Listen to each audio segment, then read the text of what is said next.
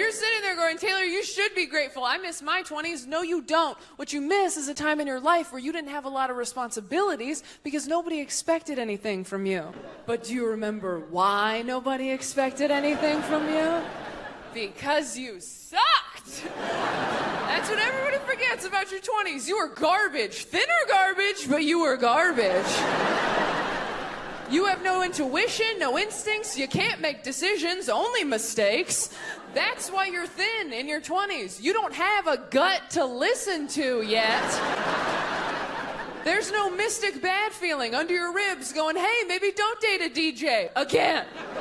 Nobody expects me to do shit right. I'm like, what can I bring to the potluck, Nana? She's like, napkins, can you handle that? Dry ones this time.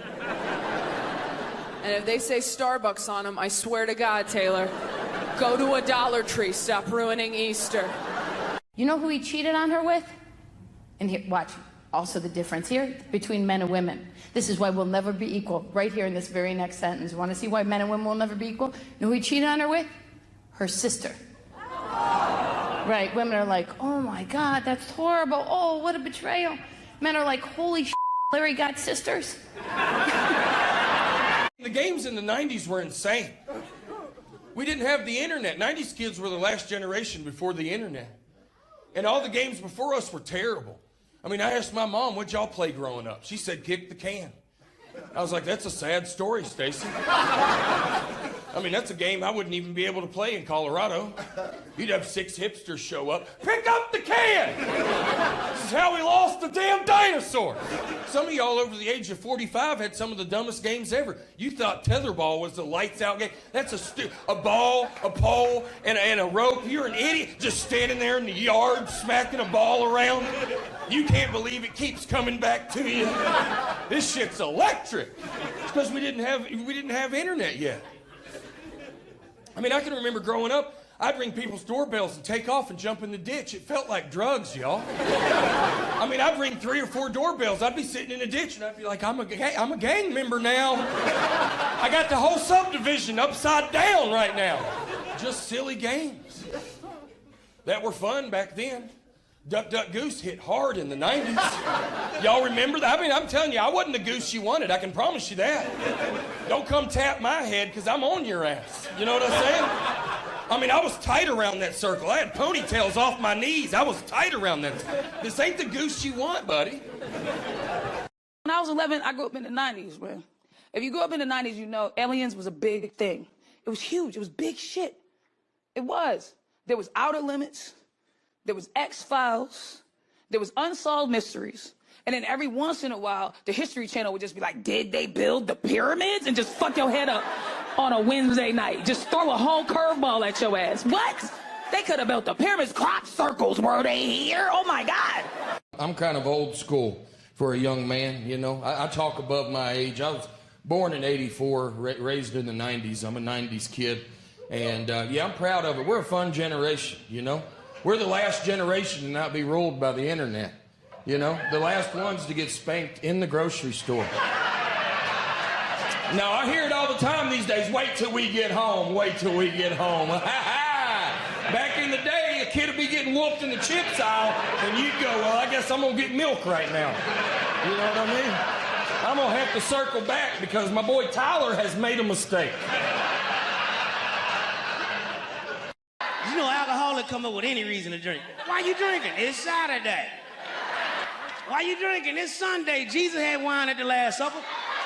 It's Monday, first day back at the job.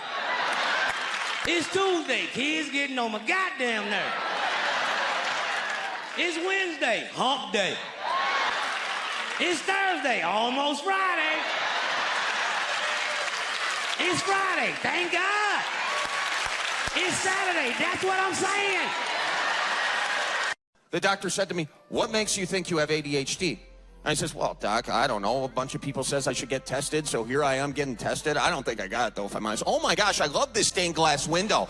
This is so cool. You know, this reminds me of the stained glass window I saw in church the other day, except there was Adam and Eve there, and they were in the Garden of Eden, and the priest was talking about it, and he said that they ate the forbidden fruit from the tree of knowledge, and once they ate the forbidden fruit, bad stuff started to happen. Now, I'm not really sure what the bad stuff was. I was getting yelled at for bringing a beer in, which I thought was ridiculous. I'm sitting there in the pew, the usher comes up, he says, you can't have that beer in here. I says, I'm holding on to it for the groom. It's not even open. He says, it is too open. I says, yeah, it's open a little bit. But why are you getting mad at me? Look at all these people on their phones. And the usher says they're following along in their online Bible. I says, no, they're not. I know that trick. I do it every time the Packers are playing.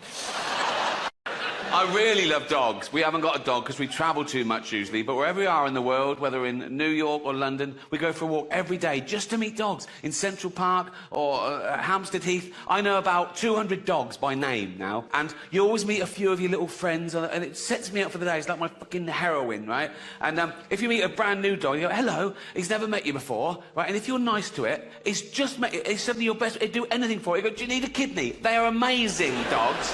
That makes me laugh, that sign people still put on their house, beware of the dog. That makes me want to go in the house to meet it. So, if you want to keep me out of your house, put up a sign that says, I don't know, beware of the AIDS, you know? I suffer from anxiety and depression.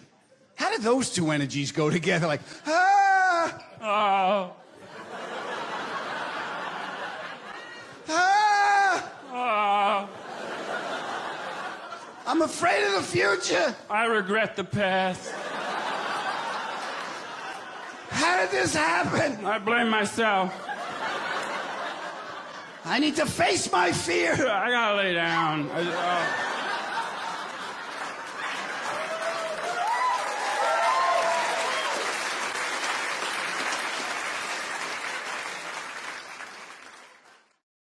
White kids are just as shocked to find out black kids don't talk back to their parents as we are when we hear them talk back to theirs. So I used to have a little buddy would come over my house on the weekends, little Nate. We'd be in my room playing video games. My mother used to come in the room on us, cuss me out for no reason. We'd be in the room playing Mario Brothers. She'd come kick open the door like SWAT. Harris, how many times I told you to clean this motherfucking room? Cut that goddamn game off and clean this room. I come back, this motherfucking room ain't clean. I'm gonna take that Nintendo cord, wrap it around your neck, and stick it in your ass. Nigga, I ain't playing with you. This ain't no threat. This is a promise. Try me, motherfucker. My white friend would turn to me offended like, dude, what the fuck? She can't do that, man. This is your space. This is your area. She's violating your right to privacy. You should say something. You want me to go say something? I'd be so scared, I started talking to him like a slave from Roots. Like, he was gonna get me in trouble.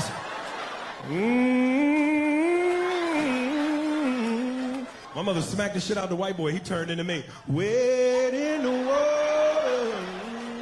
Don't you dare. My brother is the meanest handicap that God has ever created. And he looked like this every day. And he'll just sit in the front yard looking at cars all day long. He screamed at me like that one day. I was like, man, what's wrong with you?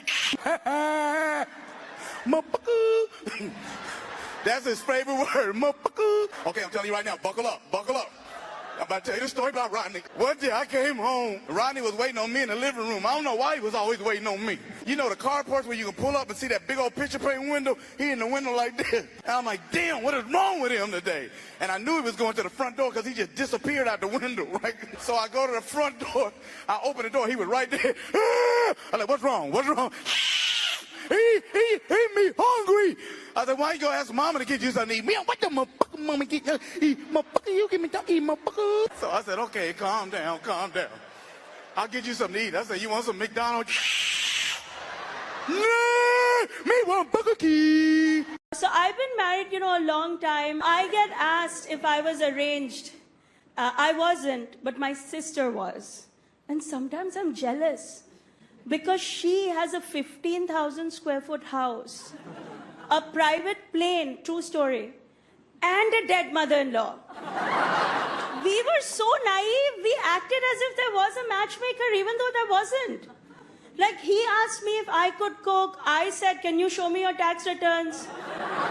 He said, can you bring some dowry? I said, can I interest you in some Bed Bath & Beyond coupons? So in a way, we arranged ourselves, and that didn't go over well back home. Like, his mom was pissed off, my dad was upset, so match made in heaven. Neither side of the family spoke to the other side for a long time. We refer to that as the honeymoon period. I am an object permanence autistic. If I set down a physical object and it leaves my line of sight, it ceases to fucking exist.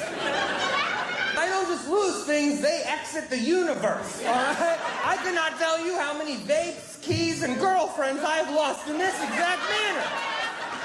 I have the same problem with abstract thoughts. Dude, I will either lose a thought completely, or if I try and have more than one at a time, they'll jumble themselves up. Dude, like if I'm at home and I'm like, oh, I need to take the trash out, and I start to do that, and on the way I go, oh, I need to move laundry from the washer to the dryer. I will leave the trash in the hallway by the washer and the dryer, and I will throw my clothes away.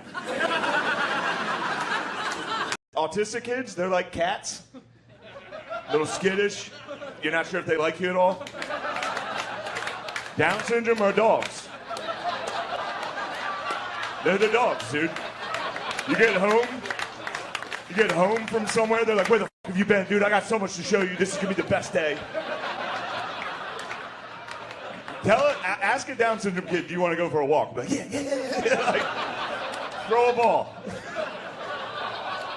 Throw a ball.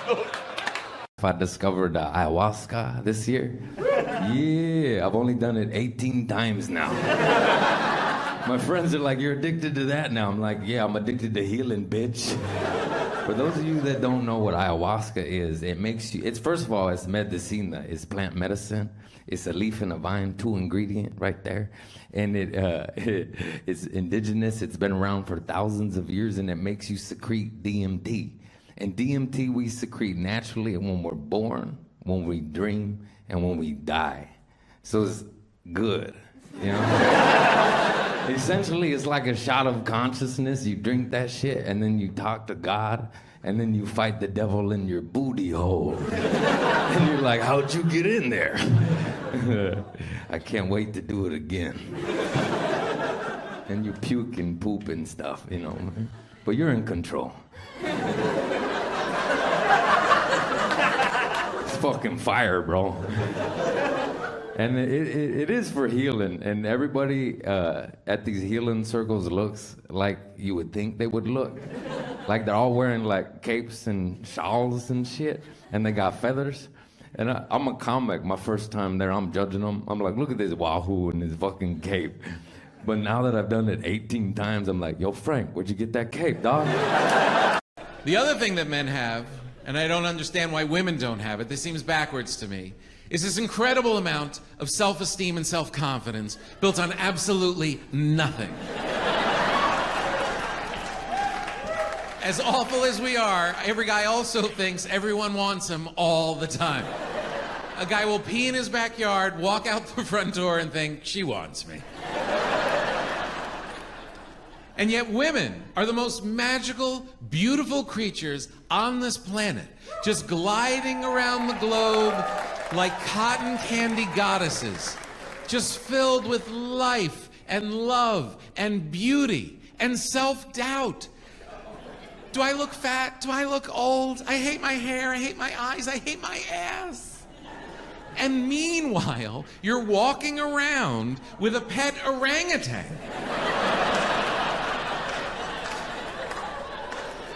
I took care of my mom and dad for many years. I wasn't good at it, they died, but when I say they died, they did, but they were very old. My dad was shy of 99, and my mom was just turned 97. They died 2 months apart, and they were married when Jesus was in junior high.